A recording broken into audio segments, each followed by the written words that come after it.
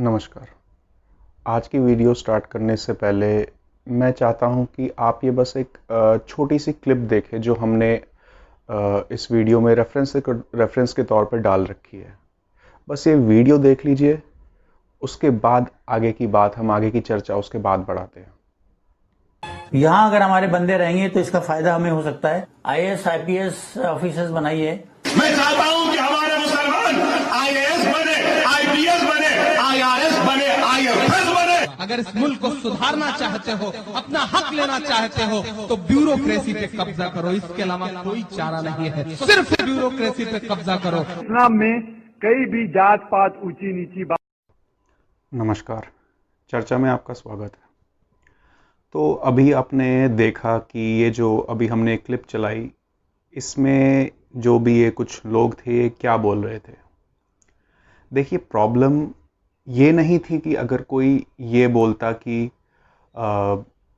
मुस्लिम छात्रों को, मुस्लिम युवाओं को ब्यूरोक्रेसी में आना चाहिए। प्रॉब्लम ये नहीं थी।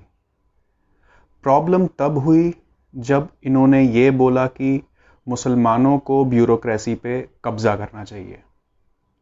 देखिए, मान लीजिए अब मैं अपना एग्जाम्पल ले लूँ। मैं एक कश्मीरी पंडित हूँ।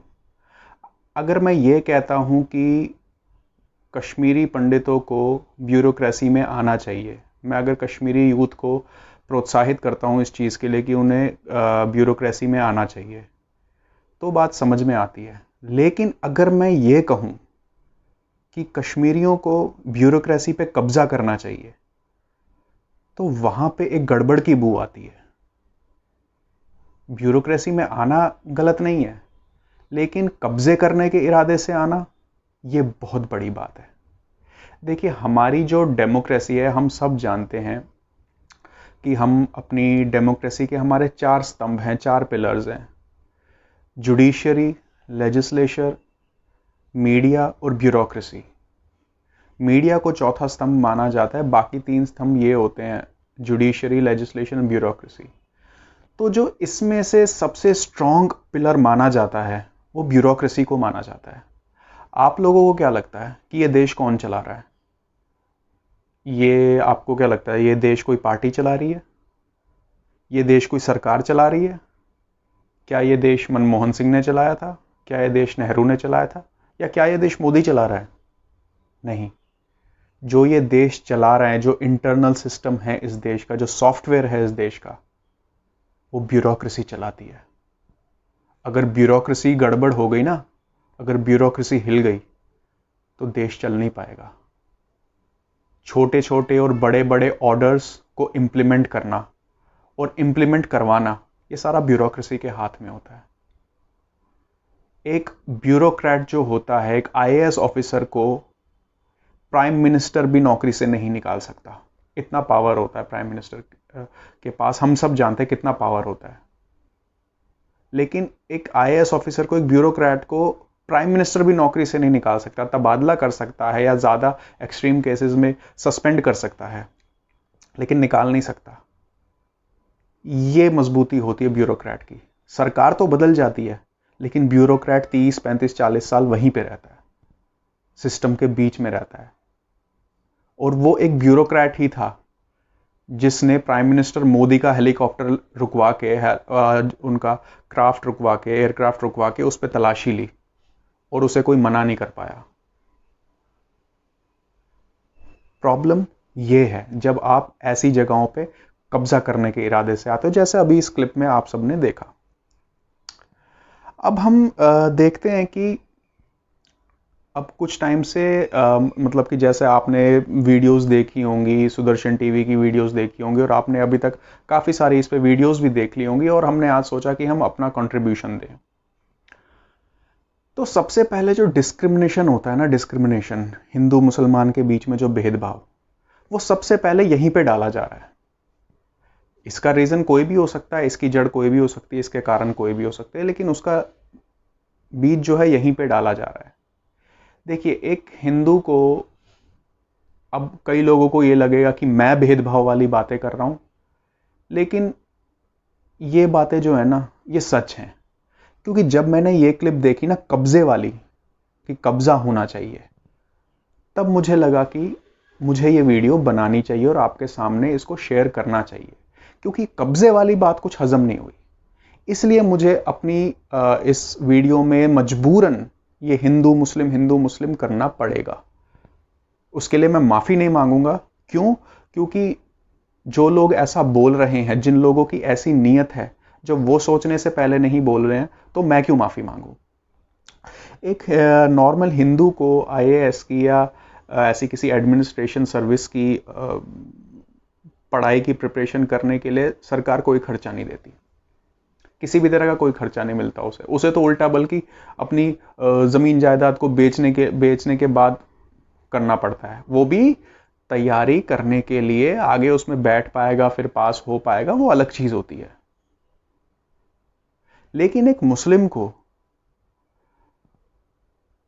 सरकार पैसा देती है, कम से कम लाख 1.5 लाख रुपया खर्च करती है एक मुस्लिम कैंडिडेट के ऊपर।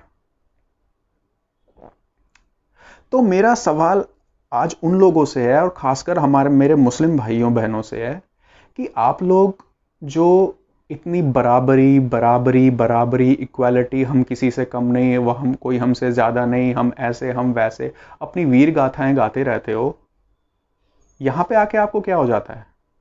जब आपको फायदे उठाने होते हैं सरकारी स्कीमों के, तब आप सबसे पहले लाइन में आ जाते हो, और वैसे आप कहते हो कि हम किसी से कम नहीं, कोई हमसे ज्यादा नहीं, हम ऐसे और हम वैसे हैं। अगर आपको बराबरी करनी है तो बराबरी के उस पे आओ ना, अपने मेरिट पे आओ, अपने दम पे आओ। किसी के खर्चे पे क्यों आ रहे हो? सरकार के खर्चे पे क्यों आ रहे हो आप लोग? और फिर उसी सरकार की आपको निंदा भी करनी है, उसी सरकार के खिलाफ आपको प्रोटेस्ट भी करना है। मतलब इस हिपोक्रेसी के खिलाफ मेरा ये सवाल है आप लोगों से। और हो सकता है लोगों को ये लगे कि मैं नफरत फैला रहा हूं। जी, नफरत बिल्कुल नहीं फैला रहा हूं। जो नफरत फैलने जा रही है उसके लिए मैं वीडियो बना रहा हूं और उसका जवाब दे रहा हूं, अपनी वीडियो के थ्रू कोशिश कर रहा हूं। आप लोग समझो, अगर हमारा को किसी मुस्लिम भाई पे ये वीडियो जाए तो आप पॉजिटिवली इस वीडियो को लो और समझो कि मैं अल्टीमेटली कहना क्या चाह रहा हूं। तो कम से कम 1.5 लाख से लेके 10 लाख तक का खर्चा सरकार उसके ऊपर कर देती है, एक मुस्लिम छात्र के ऊपर। यहीं पे डिस्क्रिमिनेशन सबसे पहला, इस मामले में डिस्क्रिमिनेशन हो जाता है।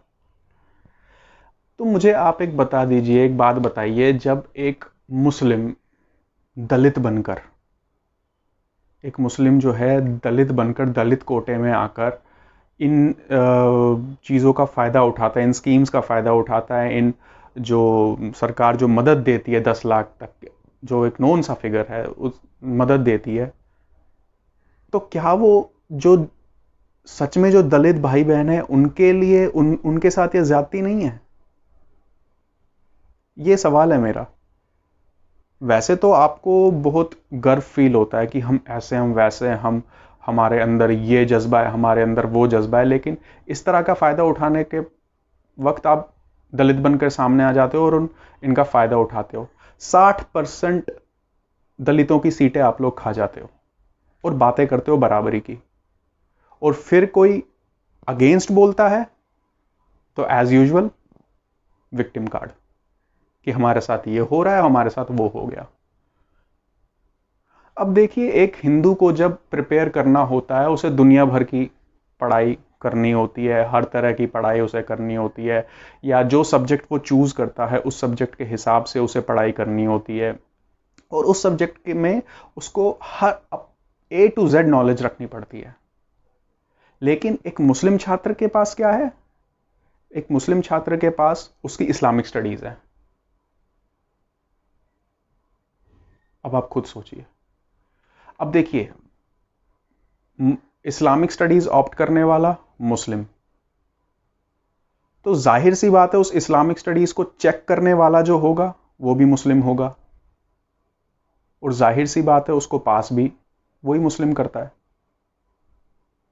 तो पिछले कुछ सालों से अगर देखा जाए, पिछले कुछ टाइम से 5-6 सालों से अगर हम देखें तो जो एडमिनिस्ट्रेटिव सर्विसेज है ना, यूपीएससी की जो एडमिनिस्ट्रेटिव सर्विस है, उसमें मुस्लिम कैंडिडेट्स की ग्रोथ 140% तक है। 130-140% इस तरह की ग्रोथ रेट है। अब आप मुझे एक बात बता दिए, अगर हम ये मान लें कि मुस्लिम्स जो हैं एकदम जागरूक हो गए हैं, इंटेलिजेंट हो गए हैं, बहुत ज़्यादा पढ़ने लिखने लग गए हैं, तो बाकी जगहों पे मुस्लिम्स की ग्रोथ रेट क्यों नहीं है? मेडिकल में क्यों नहीं है? इंजीनियरिंग में क्यों नहीं है? किसी और फील्ड में क्यों नहीं है? एडमिनिस्ट्रेशन में क्यों है? और वो भी देखिए, एक मदरसे में पढ़ा हुआ स्टूडेंट जिसने इस्लामिक स्टडीज के अलावा, जिसने अपनी रिलीजियस बुक्स के अलावा धार्मिक ग्रंथों के आगे कुछ भी नहीं पढ़ा, जो ग्रेजुएट तक नहीं है, जिसने बीए तक नहीं कर रखी उसने, लेकिन अपनी धार्मिक ग्रंथ पढ़ा हुआ है, वो बंदा वो पढ़ के पास हो जाता है। और एक बंदा जो दुनिया भर की पढ़ाई करके सामने आ रहा है, वो पास नहीं होता। और उसकी भी आप सीटें 60% दलितों की सीटें आप खा जाते हो, और बातें करनी है आपको बराबरी की, और कोई कुछ बोल दे, हाय जी हाय। इस तरह के काम है। कुछ लोगों ने काफी सारे नाम दिए इस चीज को। हमने इसको यूपीएससी घोटाला दिया, सुदर्शन टीवी ने यूपीएससी जिहाद दिया। मैं इसको एक घोटाले के रूप में पेश करना चाहूंगा। मैं कोई रिलीजियस वर्ड यूज नहीं करूंगा, मैं घोटाले के रूप में इस चीज को पेश करना चाहूंगा कि यूपीएससी घोटाला है ये। इतनी ज्यादा अपीजमेंट किस बात की करनी है? हम इसीलिए, यही एक कारण है जो हमारी ऑलमोस्ट हर वीडियो में हम अपीजमेंट का जिक्र करते हैं। हम इस बात को बार बार मेंशन करते हैं कि जी ये जो अपीजमेंट है वो खत्म कर देगी इस देश को। अनडिजर्विंग कैंडिडेट एडमिनिस्ट्रेशन में ब्यूरोक्रेट्स बन जाते हैं, और फिर वो क्या हाल कर सकते हैं, आप लोग सब लोग समझदार हैं, आप समझ सकते हैं कि एक ब्यूरोक्रेट सिस्टम को किस तरह घुमा सकता है। अब एक हिंदू की जो एज लिमिट है, हिंदू की एज लिमिट है 32 साल, मुस्लिम की एज लिमिट है 35 साल। क्यों भाई? ये बराबरी है। जो नंबर ऑफ अटेम्प्ट्स हैं, हिंदू को 6 मिलते हैं, मुस्लिम को 9 मिलते हैं। किस लिए? इतना ही दम है तो बराबरी पे आओ ना। हर चीज का दम है ना आप लोगों में, तो आओ बराबरी पे। जब हर चीज में आप चैलेंजिंग मोड पे आ जाते हो, तो इस पे भी आओ ना। छोड़ो इस्लामिक स्टडीज को ऑप्ट करना, नॉर्मल सब्जेक्ट्स पे आओ, देखते हैं फिर। जिस बंदे को 4 लोगों में सीधे बैठ के बात करनी नहीं आती अपने इस्लामिक स्टडीज के अलावा, वो बंदा एडमिनिस्ट्रेशन में आके ब्यूरोक्रेट बन जाता है और व्यवस्था को संभालता है। हद है यार कसम से। और बातें बराबरी की करनी है। देखिए, यही अब जो हमारा वो टॉपिक है, जो हमारा ये टॉपिक है, यही टॉपिक था आज का, कि ये एक छोटी मोटी कोई बात नहीं है, ये एक बड़ी बात है। अब इसमें क्या होता है कि लोग ये समझते हैं कि हाँ भाई, तुम लोग मुसलमानों से जलते हो, नफरत फैला रहे हो, तुमसे मुसलमानों की तरक्की देखी नहीं जा रही। भाई ऐसा नहीं है कि किसी से मुसलमानों की तरक्की देखी नहीं जा रही, आप लोगों की तरक्की देखी नहीं जा रही। प्रॉब्लम यह है, जब आपको बरगलाया जा रहा है और लोग खुद इसी नियत से आ रहे हैं कि हमें यूपीएससी में आना नहीं है, एडमिशन नहीं लेना है, पढ़ना नहीं है, जिंदगी नहीं बनानी है, व्यवस्था नहीं बदलनी है, देश नहीं सुधारना है, हमें उस पर कब्जा करना है। आने वाले 20 सालों में बंदा यह कहता है कि आने वाले 20 सालों में साउथ ब्लॉक पे कब्जा हो जाना चाहिए। तो क्या लगता है, ये सब बातें सुन के आपकी तरफ जो रवैया है लोगों का, ये सब बातें जान के जो रवैया है लोगों का, वो एक सा रहेगा? और फिर लोग सुरेश चौहान के, सुदर्शन टीवी वाले जो सुरेश चौहान के हैं, उनके ऊपर हर तरह का अटैक करते हैं, टिप्पणी करते हैं कि भाई वो गलत फैला रहा है। भाई वो बंदा जो बोल रहा है, साफ बोल रहा है, विद प्रूफ बोल रहा है। आप में दम है तो आप अपने आप को सुधारो, आप में दम है तो आप बराबरी पे आके लड़ो, अपने मेरिट पे आके यूपीएससी का एग्जाम दो। किसने रोका है आपको? कौन रोक सकता है? कौन कहता है कि किसी मुस्लिम को हक नहीं है यूपीएससी एडमिशन लेने का, सबको हक है।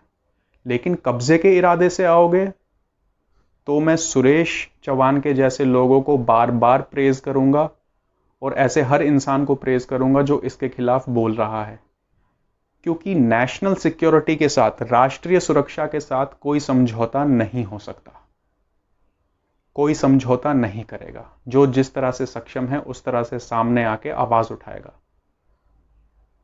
फिर आप लोग ये मत कहना कि ज्यादती हो रही है, क्योंकि देखिए, और मैं अपने बाकी व्यूवर से भी बोलना चाहूंगा कि ये जो ब्यूरोक्रेसी होती है ना, जैसा कि मैंने पहले भी मेंशन किया, ये जो ब्यूरोक्रेसी होती है ये बहुत सॉलिड चीज होती है, इसी की वजह से देश चल रहा होता है। तो आप लोग ये सोचिए और इस घोटाले की, इस यूपीएससी घोटाले के खिलाफ आवाज उठाइए कि अगर इस तरह के लोग और इस तरह का इंसान ब्यूरोक्रेसी में आ जाए जो देश और समाज सुधारने के इरादे से नहीं, उस पर कब्जा करने के इरादे से और सिर्फ खुद को और खुद के लोगों को ही फायदा पहुंचाने के इरादे से आएगा, तो वो क्या हालत कर सकता है सिस्टम की। बड़े से बड़ा क्रिमिनल, दंगाई, आगजनी खोर, पत्थरबाज, उनको तो खुली छूटें मिल जाएंगी अगर कब्जे के इरादे से लोग इस ब्यूरोक्रेसी में आएंगे। और अगर जो जेन्युइन लोग हैं, इर्रेस्पेक्टिव ऑफ रिलीजन, जो जेन्युइन लोग हैं, अगर वो इसके खिलाफ आवाज नहीं उठाएंगे ना, तो चाहे किसी भी रिलीजन का क्यों ना हो, अपने सिस्टम की बहुत भयानक आप रूपरेखा देख लोगे।